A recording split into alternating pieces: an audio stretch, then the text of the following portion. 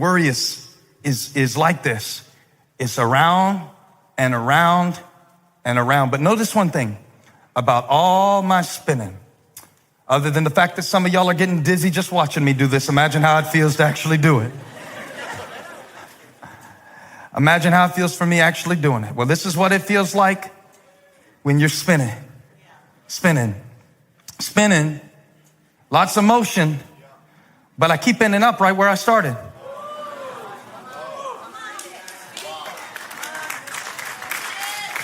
I'm right back here, only now I can't see straight.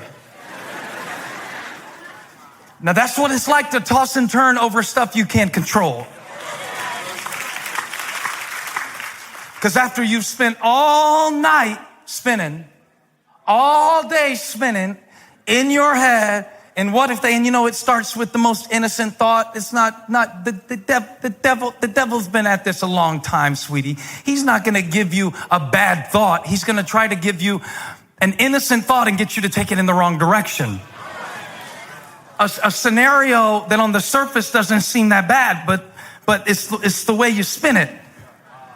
It's like, Fox News and CNN. It's one story they're telling, but it's spinning different ways. And it's how you spin it that determines how you see it. I am preaching Matthew chapter 6 like it's my last time today. Because when you get in that spin cycle, it's just around and around and around and around, and it doesn't make any difference. I'm not getting anywhere. I'm not working on it. I'm not making progress anywhere. And the devil gets me so dizzy that now by the time that I'm facing my real life challenges, I don't have the equilibrium to apply the effort in the direction that would create a result.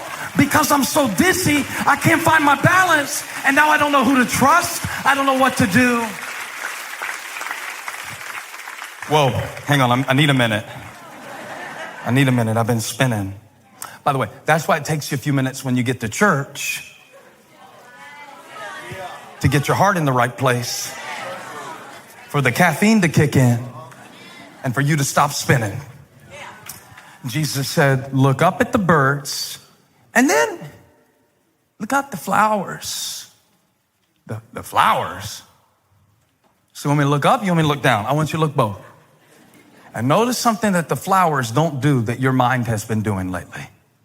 He said, when you look at the flowers, notice how they do not labor or, give me the verse, please, 28.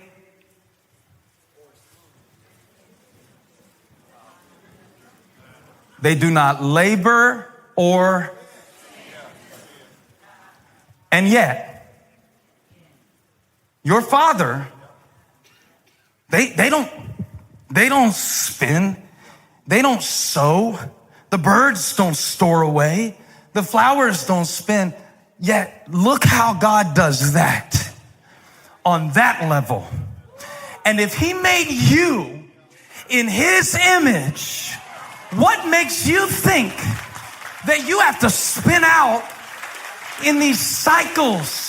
These tormenting cycles, these confusing cycles. So you've been going around and around and around in circles. But God said today is your day to stop spinning. If your mind has been doing this, I came to preach to you, and the presence of the Lord is in this place, and your Father knows what you need. So stop spinning. Stop worrying about what God is already working on and just worship him. Part of this being brave is about learning to discern in your life between a genuine concern and a needless anxiety. But I would say to you that sometimes you can interpret the same event in both of those ways. So you can turn a genuine concern into a needless anxiety by the way you approach it, because it's the same word. And so sometimes you go through a situation and you deal with it and you handle it with strength. You're brave about it. That's a genuine concern. Sometimes you go through a situation and you're tied all up in knots about stuff you can't do much about anyway. That's a needless anxiety. Wisdom will show you the difference between needless anxiety and genuine concern. And here's how you can do it. Be anxious for no thing. I was talking to a friend one time, and this was many years ago. He spilled orange juice on his computer while he was on the phone with me one morning. But he was so calm about it. He said, oh, hang on a second. And he was gone a long time on the phone. I said, what happened? He said, I just spilled a whole glass of orange juice on my computer. It's not working anymore. I said, and you're not using profanity? And he said, no, it's nothing but a thing. It's nothing but a thing. This guy isn't a billionaire. He said, it's nothing but a thing. If you can fix it, if they can't, they can't. It's nothing but a thing. And I thought, I want that. Do you remember that phrase? We used to say it a lot when I was coming up. We used to say, ain't nothing but a thing. And I think Paul's trying to get us to see here in Philippians 4, be anxious for no thing. Be concerned about the state of your soul. Be concerned about the state of your children's soul. Be concerned about God's work in the world. That's a genuine concern. But when it comes to the things, you got to learn to look at some things in your life and just say, it ain't nothing but a thing. It is nothing but a thing. Let me show you this in Romans. Paul is talking in Romans about some pretty heavy stuff. And he says, verse 31, Romans chapter 8, what then shall we say in response to these? Say it out loud. Every location, say it out loud. In response to these things, if God is for us, who can be against us? That's what gives me courage sometimes when I feel opposed. I just say, well, if God's on my side, I'm good. And if he's not, I'm in trouble. So it really doesn't matter what they're saying about me. It just matters what God sees in me. Because if he's for me, who can be against me? Take a number, line up. It won't matter because I'll still be standing. And you can have that confidence as God's child. It's not cocky. It's just confident. That's what Paul's saying. It says, it's just a thing. He said, it's a thing. Look at the next verse. He who did not spare his own son, but gave him up for us all, how will he not also along with him graciously give us all things? It's nothing but a thing. Skip to verse 37. He starts listing some things. He says, no, in all these, we are more than conquerors through him who loved us. What kind of things are you talking about, Paul? Spilling orange juice on the computer? Big deal. No, I'm convinced that neither death nor life, neither angels nor demons. This is heavy stuff.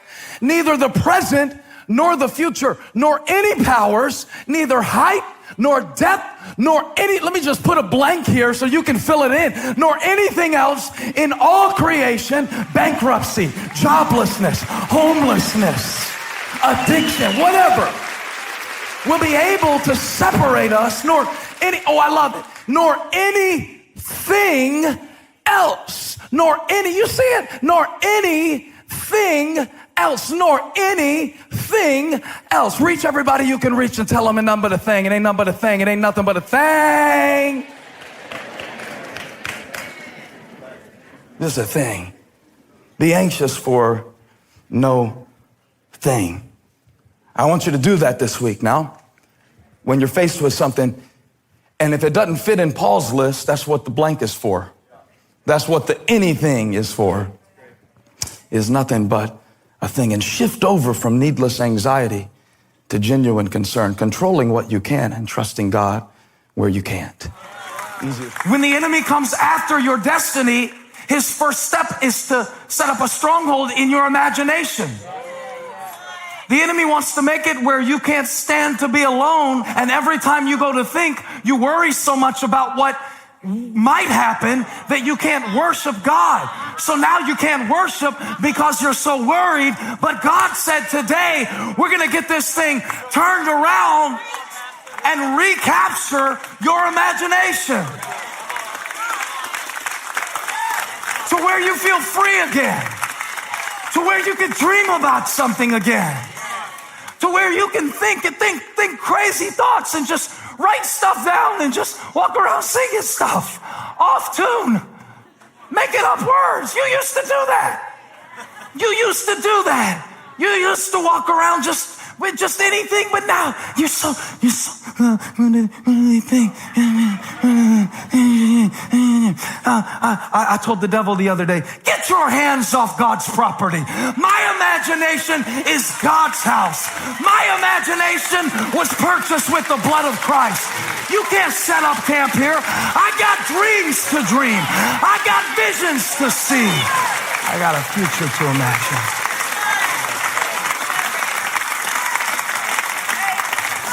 The good news is, if you're really good at worrying, you're going to be great at worship.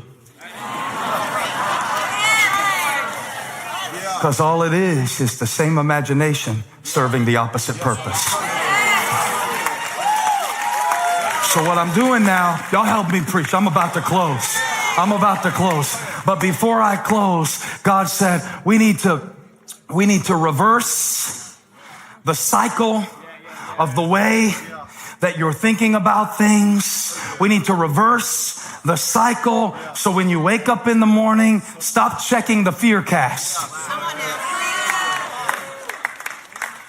Stop waking up in the morning and thinking about how every possible meeting could go wrong and you don't have anything clean and you wore that on Tuesday. I promise you, nobody has been keeping a spreadsheet of your shoes. Put on those same shoes you wore Tuesday.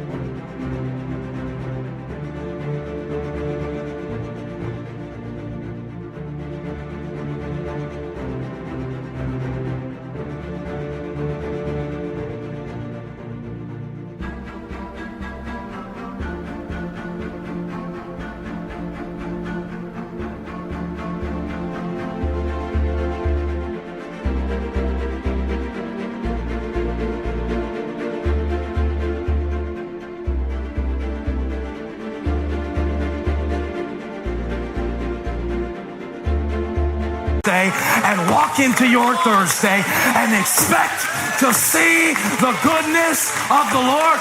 Where you at, faith people? Do I have any faith casters in the house? David said, if I take the wings of morning or dwell in the uttermost part of the sea, watch this, even there your hand will lead me and your right hand will hold me fast. Because God is watching over me. And he's looking into me. I didn't check the fear cast this week. I checked the faith cast. It's corny, but I bet you it'll drive back depression if you check the faith cast. Because God has been too good for me.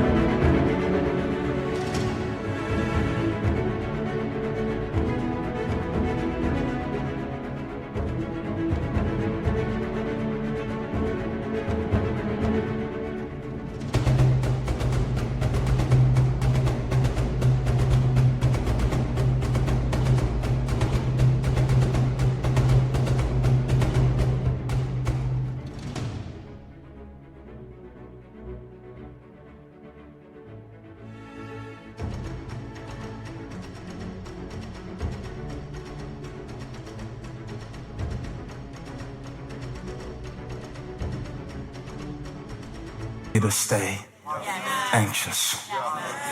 But now the interesting thing is, I'm holding the mic, but there's a guy that you don't see named Neil. And Neil this week, among many others at our different locations, happens to be in the back of the room, sitting behind a console. And you know what's interesting? I'm up here talking and I'm holding the mic, but at any moment Neil can decide.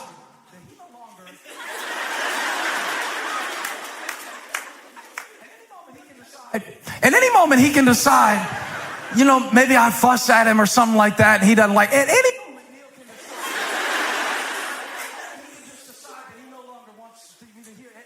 moment. Here's the principle. I'm holding it, but I'm not controlling it.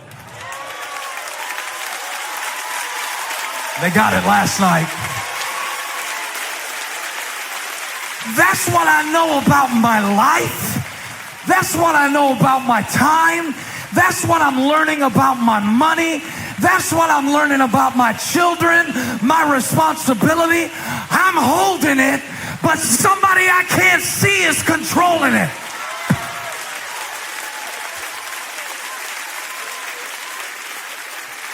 He's in control. He speaks and winds obey. He speaks and waves die down. He speaks and seas split, because what I can see is controlled by that hand that I can't see. And now I want to humble myself under that mighty hand.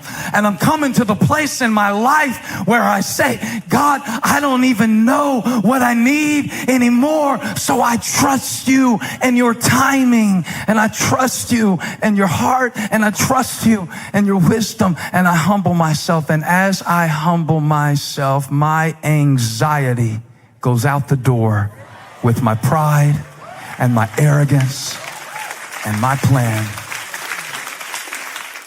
Humble yourselves, therefore, under the mighty hand of God, so that at the proper time he may exalt you. Watch this, comma. What happens next is predicated on whether or not what happens in verse 6 is applied. In Greek, it is one sentence. Humble yourself, therefore, under God's mighty hand, that he may exalt you in due time. Watch this. Casting all your anxiety on him, because he cares for you. See, I've been trying to cast my anxieties and keep my pride. But the thing about it is, you need to know that the pride and the anxiety come in the same package. So if you insist on doing it your way, then expect to feel like the weight of the world is on your shoulders, because it is. You can't just do verse 7 because you decide to. God, take it off me. God, take it off me. I'm so worried, God. Make me not worried anymore. Don't you care if we perish? That's what Peter said one time in the boat. Don't you care that we're drowning? Don't you care? Don't you, God, don't you, you said cast all my anxieties on you. I'm casting them. This isn't working. See, look at the word anxiety. Because I'm telling the Lord in my prayers, I don't know if I can do it, and I don't know if I can do it, and I just need you to give me a sign that I can take the church forward in the next 10 years, and I just need to take this anxiety. I'm casting it on you, Lord. I am casting it on you. All of my anxiety. And after I prayed this way for a little while, the Lord spoke to me in my heart. Now, this is not an out loud conversation. I don't want you to think I'm really, really crazy, but this is the impression that I got. The Lord said, "Are you done now?" Shut up, Peter. You done now? Look at the word, anxiety. Look at how it's spelled in English. Look at what is in the center of the word. Do you see it? Show them on the screen. At the center of your anxiety, if you really trace it, I'm not talking about a medical condition. I'm not a pharmacist. I don't know about all that. I am not a neurologist. I'm saying, spiritually speaking, that the Lord told me at the center of your anxiety is your pride. The reason that you're so anxious is because you've got you at the center. And you can't sustain it because it's not your throne.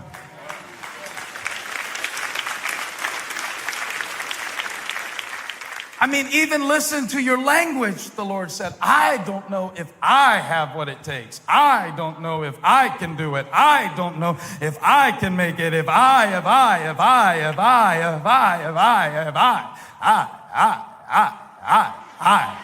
You can't spell anxiety without I. It's right in the middle. And you know what other word I is in the middle of?